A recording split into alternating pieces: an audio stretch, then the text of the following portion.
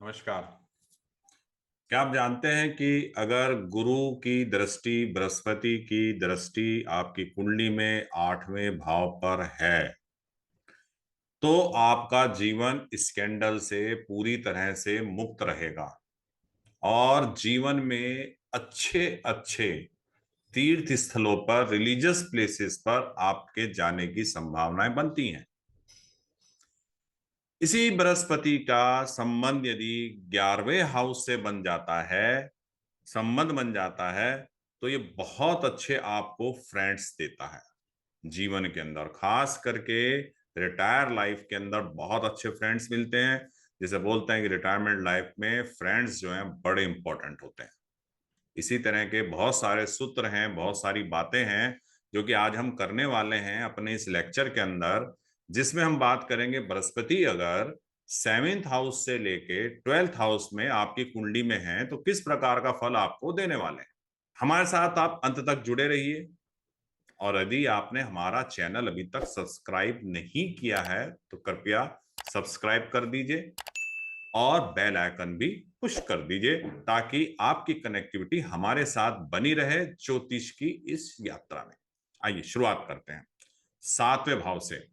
1 से लेकर 6 तक का हम पहले डिस्कस कर चुके हैं। आपको नीचे डिस्क्रिप्शन में लिंक मिल जाएगा, आप उससे उसके बारे में जानकारी ले सकते हैं। 7वां हाउस आपका पार्टनरशिप का हाउस है, आपके व्यापार का हाउस है, आपके स्पाउस का हाउस है।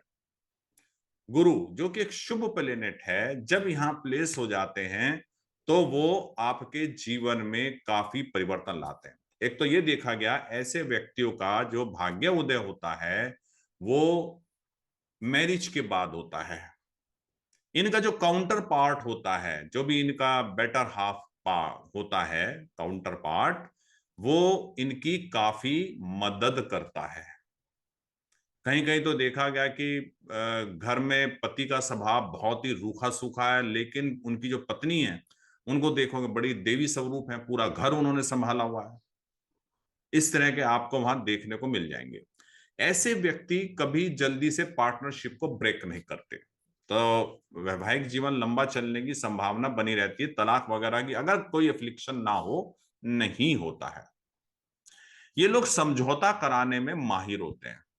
कहीं पर भी कोई कंप्रोमाइज कराना, ऐसे लोगों को ले जो गुरु 7वें हाउस में, ये बातचीत करके दोनों पक्षों को समझौता करवा देंगे।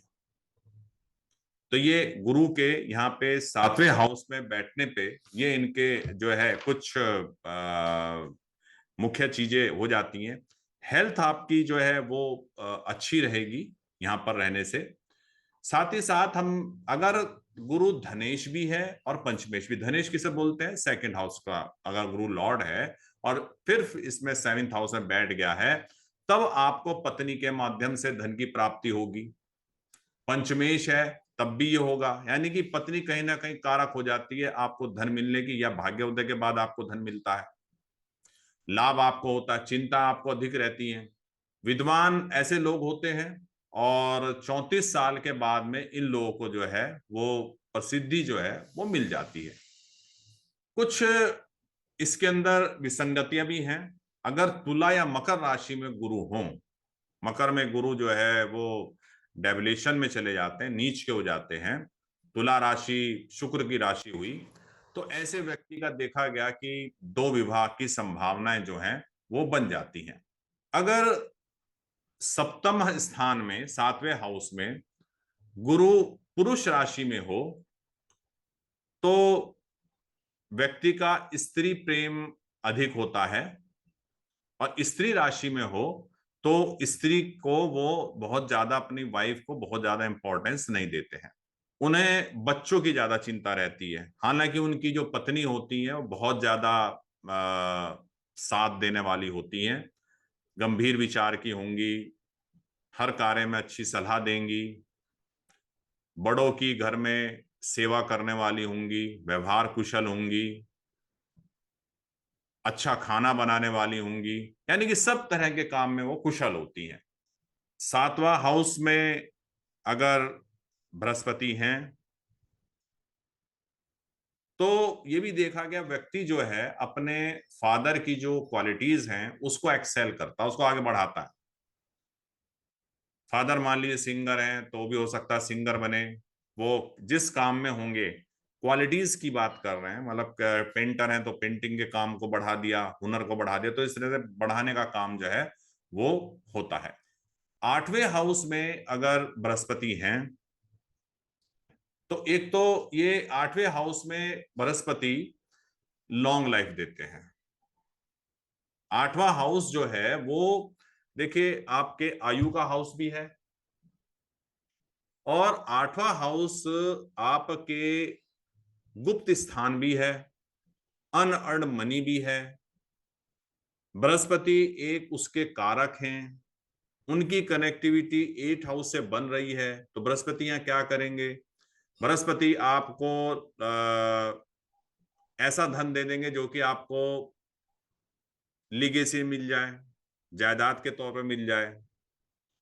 जिस धन की आपने कभी कल्पना ना की हो वो पैसा आपको मिल जाए। अक्सर ये देखा गया ऐसे बृहस्पति का यहाँ बैठने से जो पैसा उनको मिलता है, वो फादर मदर का ऐसा पैसा जो कि फादर मदर ने कहीं रख के भूल गए, उसके बारे में जानकारी नहीं थी, ऐसी धन दौलत वो उनके जाने के बाद उनको वो मिलती है। गड़ा खजाना तो आजकल नहीं होता, लेकिन इसी को आप गड़ा खजाना कह दीजिए कि गड़ा खजाना मिल गया उनको। और साथ ही साथ जब ये देखा गया कि ये लोग बड़े शांत भाव से अपने अंतिम समय का इंतजार करते हैं, बोले हमने सब कुछ प्राप्त कर लिया, अब जो है आने दीजिए, आराम से हम जो है इस जीवन यात्रा को समाप्त करेंगे। मृत्यु बड़ी शांत इनकी होती है। और कभी कभी तो देखा गया कि तीर्थ स्थान पर भी इनकी जो है वो मृत्यु होती है। ऐसे लोग ज्यादातर पिता के घर में नहीं रहते हैं, हमेशा जो है वो इधर उधर घूमते रहेंगे नौकरी के संबंध में, और वो इस तरह करते रहेंगे। योगाभ्यास और ज्योतिष में इनका एक अच्छा वो बन जाता है। तंत्र मंत्र में भी इनकी संभावनाएं काम करने की जो है वो बन जाती हैं। यदि पैतृक संपत्ति इनको मिलती है कहीं से भी, जिसको हम कह रहे हैं इस तरह का गड़ा खजाना, तो इनको थोड़ा सावधान रहना है और चीजों को मेंटेन करके चलना है। आइए नवे भाव में गुरु का क्या महत्व है देखते हैं। नवे भाव में गुरु को कहा गया तपस्वी, तपस्या करने वाला। नवा हाउस, नाइन्थ हाउस, मंदिर भी है, गुरु का आश्रम भी है, आपका भाग्य स्थान भी है। ये यहाँ पे रिलीजियस मेरिट्स आपको देता है गुरु, यहाँ बैठ के नाइन्थ हाउस का गुरु। हाई ऑफिशियल्स जो है वो स्टेट में आपको मिल जाएंगे इसके में।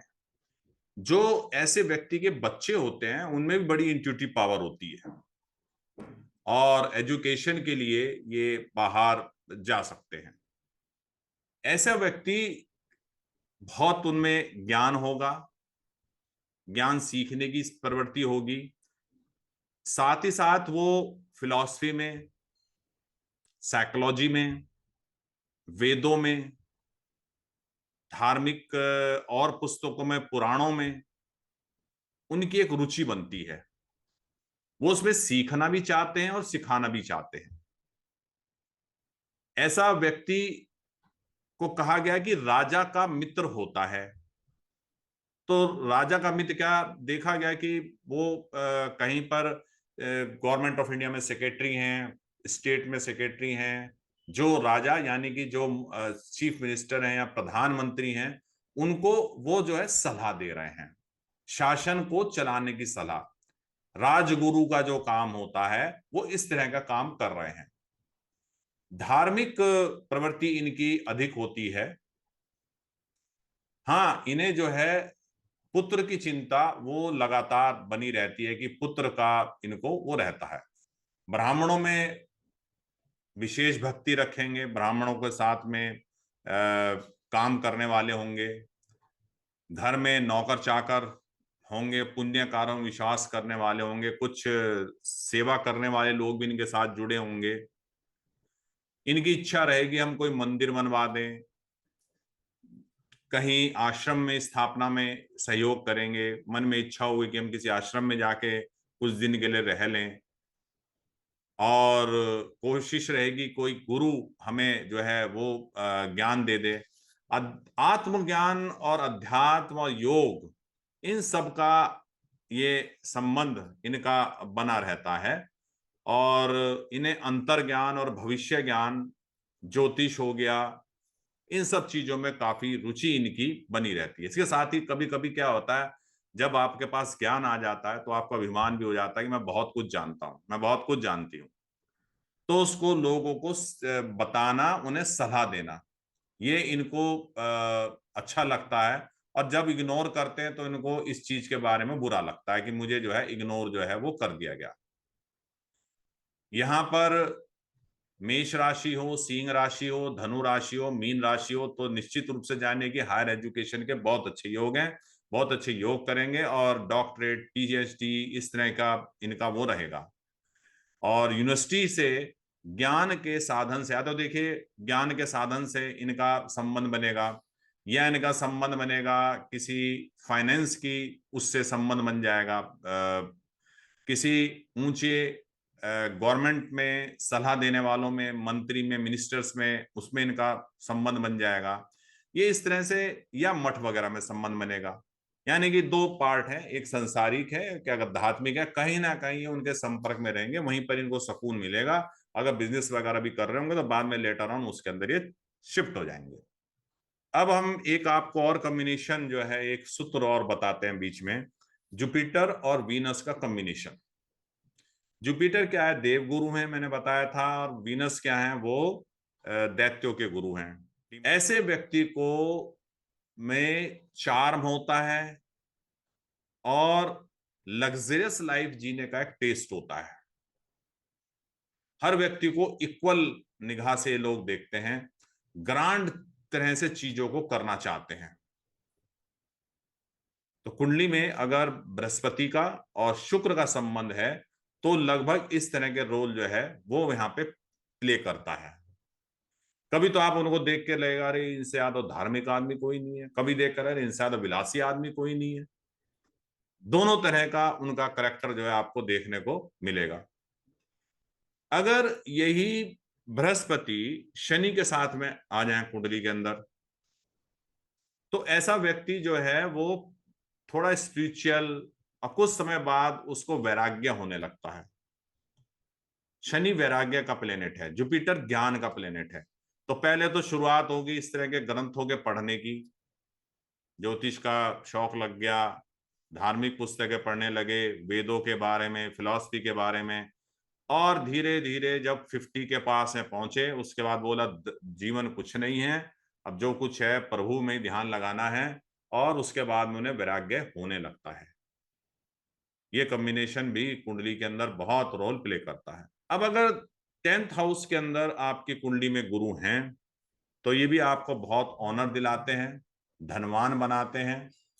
सबसे बड़ी बात होती है, जिस काम को आप अपने हाथ में लेते हो वो पूरा होता है। ऐसे लोगों के पास में काफी सहायक घर में काम करते हैं, और सहायक भी इन्हें धन कमा के देते हैं। पैसे के लिए अच्छा है। और अगर आप प्रोफेशन के हिसाब से देखें तो बैंक से रिलेटेड काम, सलाह देने के काम, ये आप बहुत अच्छे से लोगों को कर सकते हैं। आप लोगों को धोखा नहीं दे सकते, सच बोलेंगे, और जो आप कार्य करना चाहेंगे वो कार्य करेंगे। एक क्लासिक है नारायण भट्ट जी का लिखा हुआ, उसके बारे में इसमें लिखा था, धवजा मंडपे मदिरे चित्रशाला पितु पूर्ज भयतोपि तेजो अधिक तत्व। यानी कि ऐसा व्यक्ति मंदिर में मंडप बनवाता है, चित्रशाला बनवाता है, ध्वज लगवाता है, पिता पूर्वजों से अधिक तेजस्वी होता है। यानी कि मंदिर को बनवाना, देखिए मंदिर बनवाना पहले जमाने में इसलिए इंपॉर्टेंट होता था कि आपको सांसारिक संबंधों में तो आप लगे रहेंगे, मंदिर जो होता है वो आपको ज्ञान कराता है। क्योंकि तीन देखिए इस समाज को चलाने के लिए एक आधार होते हैं, सामाजिक आधार पे बांधने के लिए धर्म जो है, रिलीजन जो है, बहुत बड़ा रोल प्ले करता है। आदमी तो बहुत ज्यादा स्वार्थी होता है, एक दूसरे को बहुत नुकसान पहुंचा देता है, कुछ वो धर्म के उससे डरता है। ब्रिटेन में तो देखें, ब्रिटेन में तो तीन अलग अलग चलता है। चर्च अलग एक पार्ट है, एक तरफ राजा है और तीसरी तरफ सरकार है। इन तीनों में बैलेंस बना के वहां पे ब्रिटेन का शासन चलता है। बहुत सोच समझ के बनाया गया है कि ना तो राजा निरंकुश हो पाए, राजा के ऊपर अंकुश लगाने के लिए मंत्रिमंडल है, मंत्रिमंडल भी निरंकुश ना हो पावे, इसलिए चर्च है। बहुत सारी बातें मंत्रिमंडल नहीं कह पाएगा राजा को, तो उनका चर्च हो गया। तो यहां पर यह काम मठ और हमारे जो पुराने समय शंकराचार्य जी ने चार धामों की स्थापना की बात कही थी, वो भी इसी पर्पस के लिए कही थी कि ऐसे मठ हो जहां पे पठन पाठन हो, जहां पे वेद पढ़ाए जावें, जहां पे हम लोग जो है ज्ञान प्राप्त करें और समाज को बतावें कि खाली पैसा कमाना और ये सब काम क्रोध मोह इनमें ना लग के जीवन के और भी उद्देश्य हैं, ताकि समाज की उन्नति हो सके। तो इस तरह का काम जो है ये 10th हाउस में बैठे हुए लोग जो है वो करते रहते हैं। ये इस तरह का इनका देखा गया है। 11th हाउस है, 11th हाउस तो वैसे भी कहा गया है कि जो है गुरु का, वैसे भी नवा हाउस भी गुरु का कारक है, 10वें हाउस के भी कारक गुरु हैं, 11th के भी हैं, 12 के भी हैं। तो गुरु तो बहुत महत्वपूर्ण है, सभी चीजों में कारक हैं। 11वां हाउस में सभी ग्रह अच्छे कहे गए, तो गुरु वहां पर रह के लाभ देते हैं और आपको ऐसे फ्रेंड देते हैं जो कि जीवन भर आपको लाभ पहुंचाए। साथ में कुछ पैरासाइट फ्रेंड भी दे देते हैं, वो आपकी आपकी तारीफ करते रहते हैं, आपको चढ़ाते रहते हैं कि आप बहुत अच्छे हैं, फिर आपके साथ लगेंगे, आप उन्हें कुछ खाना खिलाने के लिए ले जाएं और आपको भी कुछ शौक लग जाता है।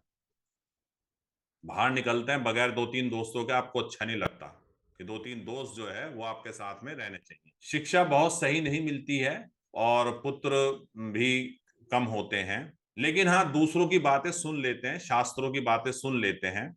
आपको ऐसे व्यक्ति में जो होगा, धन की कमी तो होगी नहीं। और यहाँ पर 11th हाउस में अगर प्लेनेट बैठे हैं, यहाँ से दृष्टि 5वें हाउस पे भी जाएगी, पूर्व पुण्य जन्म का पुण्य जो है वो भी इनको मिलेगा। इन्हें मान सम्मान भी काफी मिल जाता है। पुराने समय में क्लासिक में गोपाल रत्नाकर हैं, वो लिखते हैं गीता का पाठन करता है, धन को जमीन में गाड़ के रखता है। तो इन दोनों का अगर अर्थ हम डिकोड करें, गीता का पाठन यानी कि धार्मिक प्रवृत्ति का व्यक्ति होगा, धन को जमीन में वही गाड़ के रखेगा जिसके पास धन होगा, यानी कि धन की संभावना व्यक्ति के पास में काफी रहती है। ऐसे लोगों को लोग कहते हैं भाई खानदानी लोग हैं, और इनकी सलाह भी जो है बड़ी अच्छी होती है। इनके कामों से समाज में इनका नाम होगा। आपने देखा होगा किसी ने स्कूल बनवा दिया, तो थोड़ा सा धार्मिक के साथ साथ इस टाइप की एक्टिविटी करते हैं, अस्पताल बनवा दिया, वहां पर भी इनके कामों से जो है लोगों को फायदा होता है। यहां पर कुछ और एक चीज देखी गई कि संपत्ति और पुत्र दोनों का फायदा यहां पे नहीं मिल पाता है। संतति का, पुत्र में भी पुत्रियां भी आ जाएंगी। या तो संपत्ति बहुत अच्छी होगी तो उनकी जो आगे वंश होगा वो कमजोर होगा, नहीं चलाने वाली स्थिति में होगा। अब बच्चे यार वो बहुत अच्छे सेटल होंगे तो संपत्ति बहुत ज्यादा नहीं बनाएंगे। रिश्तेदार भी ऐसे लोगों की संपत्तियों पे कब्जा कर लेते हैं, तो थोड़ा सा इन्हें रिश्तेदारों से भी सावधान होके वो चलना चाहिए। अब अगर 12th हाउस की हम बात करें, 12th हाउस में बृहस्पति जो है वो मोक्ष माइंडेड आपको बनाते हैं, वेल्थ को भी कंजर्व करते हैं, और थोड़ा ये कहा गया कि वो व्यक्ति थोड़ा सा चालाक हो जाता है।